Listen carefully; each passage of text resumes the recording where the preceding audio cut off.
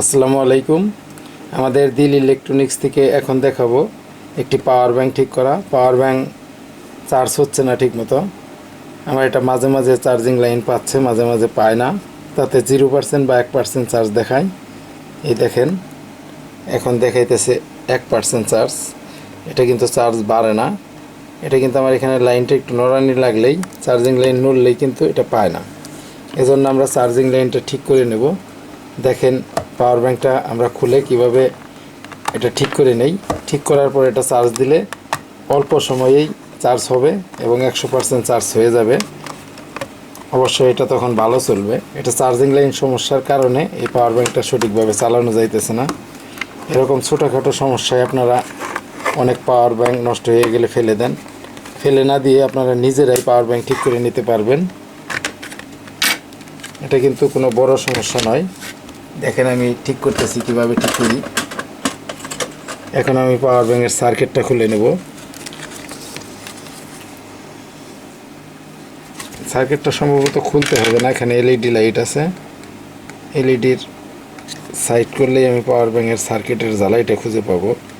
এই দেখেন power bank charging লাইনের লাইনটা, সার্কিটটাও খুলতে হবে না। এখন আমি এটা জ্বালাই করি। দেখেন আমি কোন জায়গায় জ্বালাই করি। এটা এই চার্জিং পিন, যেখানে এলইডি ছিল, এলইডির এখানেই চার্জের সকেট দেওয়া আছে। আমরা এইখানে এখন জ্বালাই করব। এই যে চার্জের পিন জ্বালাই করে দিচ্ছি। এই সাইডেও জ্বালাই করলাম দুইটা পিন। এই চার্জিং পিনের যে বডির লাইনটা, সেটা এখন ভালো করে লাগাবো। এই চার্জের লাইনে বডি লাইনটা লাগানো নেই ভালো করে, এজন্য সমস্যা করতেছে। এটা এর আগে যে চার্জের পিনটা কেউ হয়তো পাল্টাইছে, তখন বডিতে জ্বালাই করে দেয় নাই, যে কারণে এটা তাড়াতাড়ি নষ্ট হয়ে গেছে। এখানে আমি বডির সাথে লাইন করে দেব, বডির লাইন, যাতে সকেটটা নড়াচড়া না করে। এভাবে দুই সাইডে বডি লাইন লাগিয়ে দিবেন।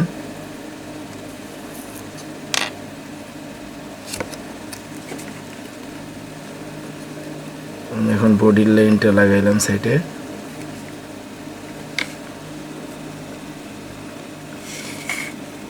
ভিতরে যে চার্জের পিন, দুইটাই সুন্দরভাবে তাপ দিয়ে ভালো করে লাইন লাগিয়ে দিবেন।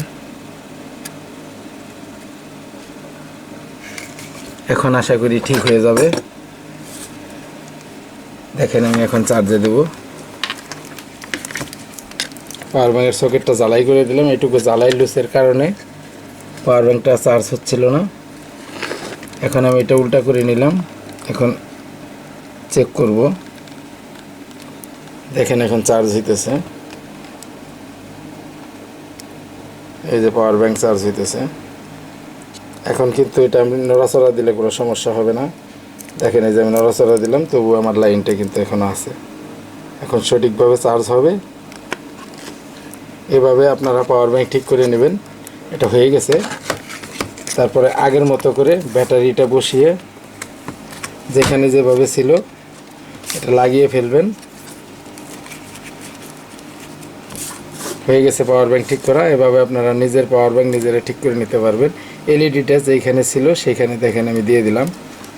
এভাবে সেট করে দিবেন। এলইডিটা কিন্তু শুধু লাইট জ্বালানোর জন্য। এটা আমি এই যে সেট করে দিলাম।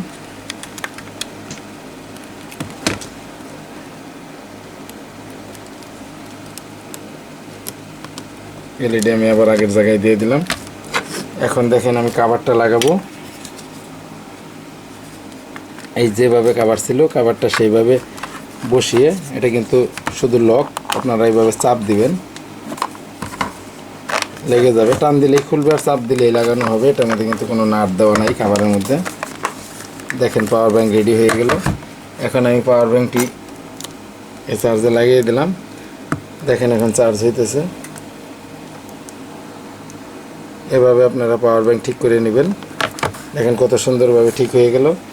এখন এটা চার্জ ফুল হওয়ার পর আপনারা মোবাইলে ব্যবহার করুন বা পাওয়ার ব্যাংক দিয়ে যা কিছু চালাবেন সব কিছু ঠিকমতো চলবে।